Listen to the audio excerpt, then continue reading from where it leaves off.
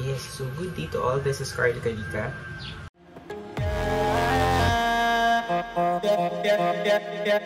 For today's video, sorry, nagpapack lang ako na things. I'm going back to Manila in a bit. I forgot to unpack lang 2 artwork pouches na binili ko from different artists. So, one during plant camp kay Sir Maynard Ron, and one sa friend ko, artist from Quezon, Lukban, Quezon, I think. Tama ba? Yes, from Lukban, Quezon, si Ito Chua. So, please do follow their page, Maynard Ron and Ito Chua. So, start ko na to. Ayan, so unahin na natin tong kay Sir Maynard Ron. So, I bought this during plant camp. So, ito na lang, kasi ito na lang isa sa mga natira from several artwork niya. Kasi madami na nagpa-reserve. So, this is a wooden artwork. Mixed media ata. Patama niya. Sorry, I don't know the terms. Yan. So, ito yung gawa ni Sir Maynard Ron. Isa sa mga gawa niya. So, this is Platycerium. This one is made, ito, syempre wood. Ito, hindi ko alam, pero ang tinanong ko sa kanya kung brittle, hindi naman daw brittle yung itong part na to. So, yan. That's one. And the other one is yung kay Luis. So, this is the art of Sir Maynard Ron. Yan. Tapos, ito naman yung kay Ito Chua.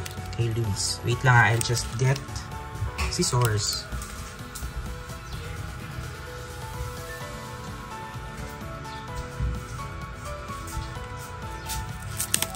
So, actually, I bought the 2 artworks noong November pa. Ayan lang.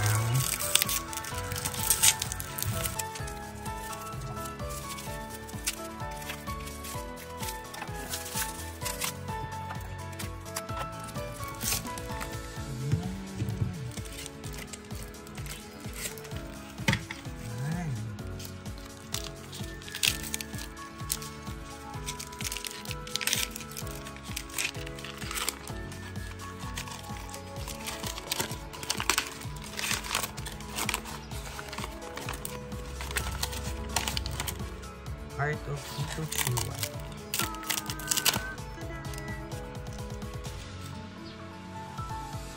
Ang cute! Isa ka. Kaya lang, paano ko siya isa sa atin? So, kailangan ko siyang ng... Let's open the other one first. Dalawa to.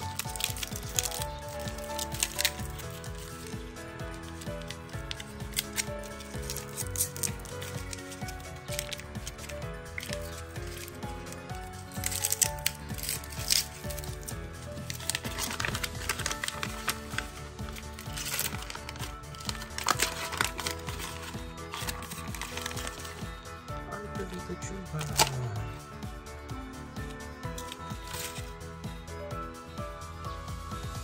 Alien squid. Alien squid. Akala ko na una octopus squid daw siya. Ayan, so ito yung dalawang artwork ni Ito Chua from Lukban, Quezon. And the other one is by Sir Maynard Ron.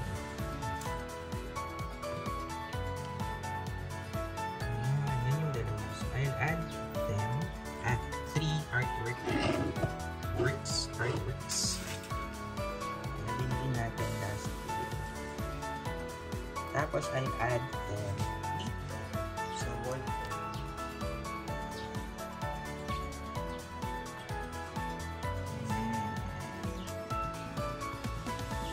So mga local artists may gawa nito.